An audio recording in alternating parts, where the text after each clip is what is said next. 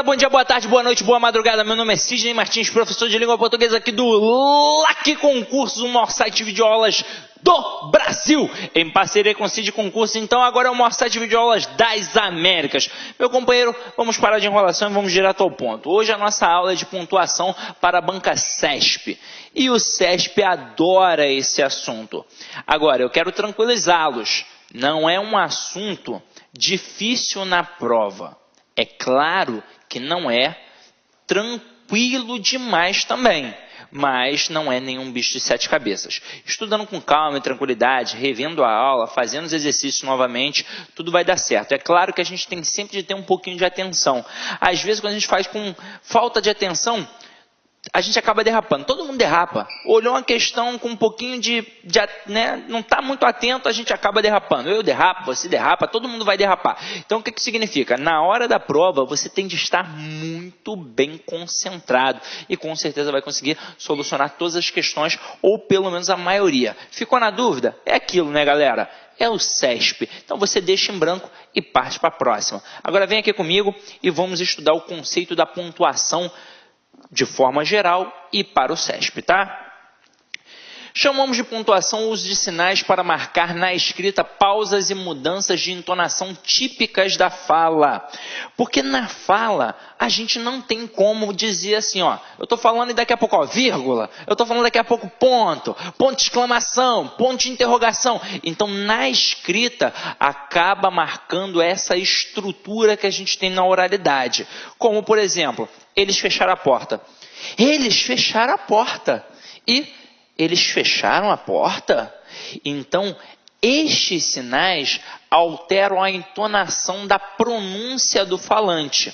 Agora, em concursos públicos, a vírgula é o principal sinal de pontuação, mas também estuda-se ponto e vírgula, dois pontos, travessões e parênteses. Mas a gente tem que saber que falou em pontuação em concurso público, o carro-chefe é a vírgula. Só que é o seguinte, vírgula não é uma pausa para a respiração, vírgula é processo sintático. Então você tem de saber bem sintaxe para poder dominar a pontuação. Se você sabe bem sintaxe, pontuação você tira de letra. Agora, se você ainda está capengando na sintaxe, você precisa estudar e bem.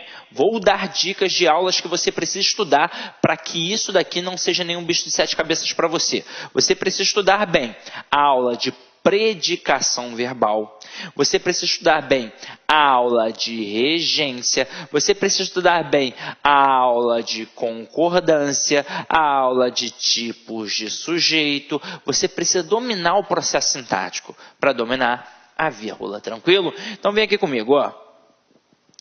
A vírgula serve para marcar rupturas na ordem direta. O que seria a ordem direta? Sujeito, verbo e complementos verbais. Então, é o famoso sistema SVC. Não há vírgula, exceto para marcar elementos intercalados. Opa! Então, vamos lá. Vamos entender o que significa. Na ordem direta, a gente normalmente não tem vírgula. A gente tem a obrigatoriedade de colocar uma vírgula quando a gente tem um elemento intercalado, ou seja, ali no meio da estrutura. Ou quando a gente começa a fazer as alterações. E aí a gente já está pensando na estrutura de ordem indireta. Vamos entender mais ou menos como é que isso funciona. Ó. A gente tem aqui o sistema SVC. Sujeito, verbo e complemento. Beleza? Sujeito, verbo e complemento. Aí eu boto assim, ó. Sidney comprou um carro ontem. Olha a pergunta que eu vou te fazer. Num primeiro momento, nesta estrutura, eu posso ou não ter vírgula. Aí você pensa assim, ué, Sidney, você não pode ter vírgula na ordem direta, aí não vai ter vírgula. Vamos entender. É claro que na ordem direta, por ser uma estrutura facilitadora de comunicação, a gente não pode ter interrupção. Então, não vou separar o sujeito do verbo e nem vou separar o verbo do complemento complemento exigido por ele. Pá, aqui. Não vou fazer isso. Aí o aluno olha para cá e pensa, ué, então não pode ter vírgula aí, não é, Sidney? Pode. Pode ter uma vírgula aqui, ó, depois de carro e antes da palavra ontem. Só que essa vírgula é uma vírgula facultativa. E vamos entender por quê. Na época que a gente estava no ensino fundamental, quem melhor nos ensinou isso foi a famosa tia Teteia. Vocês vão aprender que eu nunca dou paulada na tia Teteia. Ela sempre nos ensinou muito bem. Porque ela nos ensinou assim, ó, sujeito, verbo, objeto e os complementos. Por que ela fazia isso? Porque para a gramática tradicional, o verdadeiro complemento do verbo é o objeto. É o objeto que é exigido pelo verbo. E quem são esses complementos? São os adjuntos adverbiais. Então, entre o sujeito e o verbo, realmente eu não posso ter vírgula. E entre o verbo e o objeto, que é o complemento verbal, que é o complemento exigido pelo verbo, eu também não posso ter vírgula. Agora, esse complemento adverbial ali, aquele adjunto adverbial, pode ter uma vírgula facultativa. Por quê? Porque ele é um algo a mais. Ele é um algo a mais. Não necessariamente ele precisaria estar ali.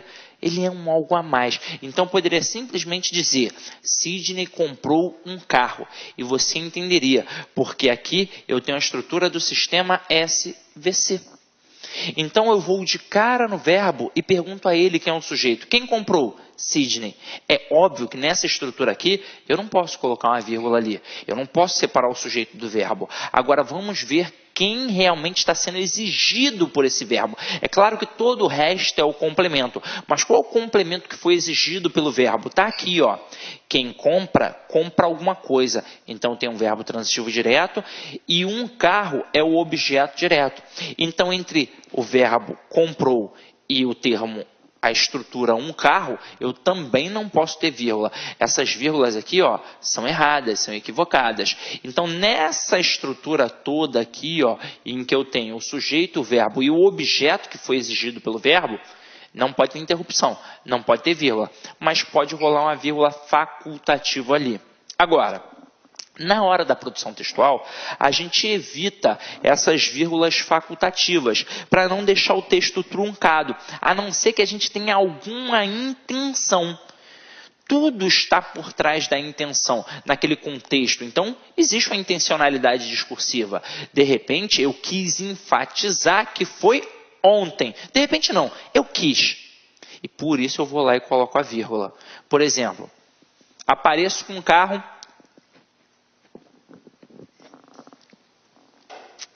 numa festa. Aí o carro está todo sujo, todo batido. Aí o cara fala assim, que isso, Sidney? Esse carro é velhão, hein? Esse carro aí tu comprou quando? Tu comprou em 1995? Eu falo, que isso, rapaz? Comprei esse carro, vírgula, ontem. Para enfatizar que foi ontem. E, porra, como é que pode estar tudo batido, entendeu? Mas como o camarada estava dizendo que o carro era velho, aí eu enfatizei que eu comprei o carro ontem, para dizer que o carro era novo, para querer tirar uma onda. Mas eu não tirei onda nenhuma, já o carro está sujo, batido e velho, né? Agora, entenderam mais ou menos a estrutura? Vamos treinar um pouquinho mais, para a gente poder observar isso.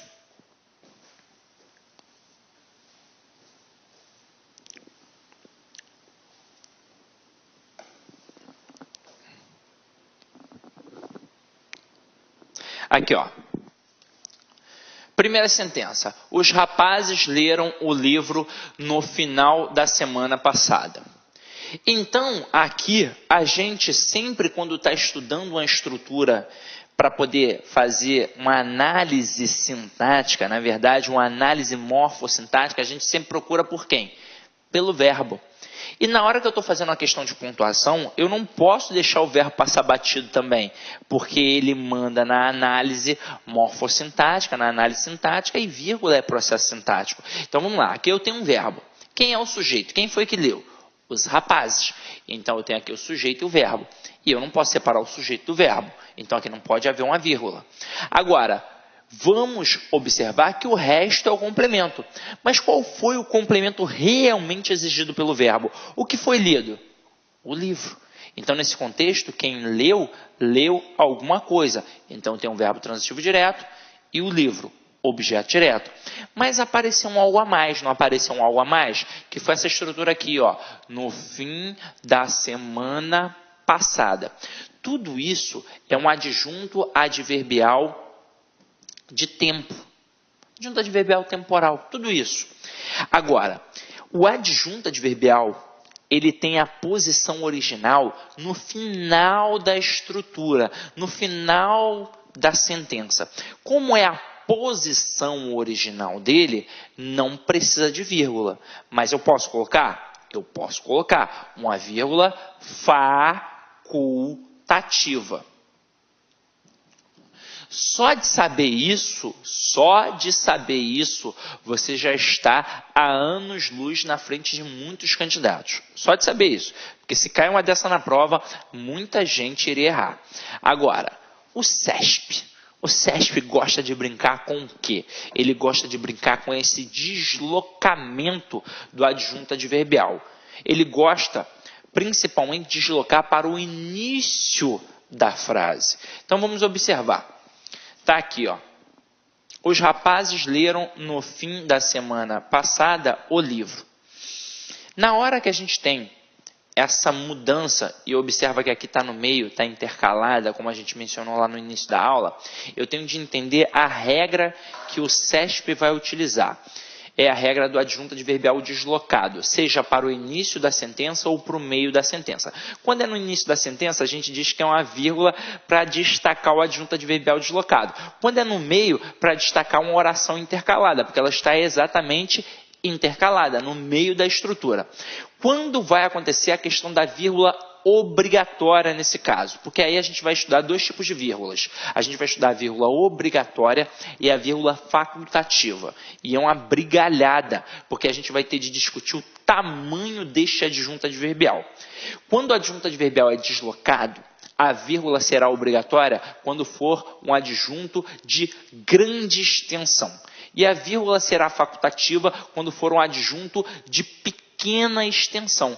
Caramba! Quem define isso? O que é grande, o que é pequeno? É muito subjetivo. Tanto é que é uma briga entre os gramáticos. Tem autor que diz que 5 palavras tornam a adjunto adverbial grande. Portanto, a vírgula só seria obrigatória com 5 palavras.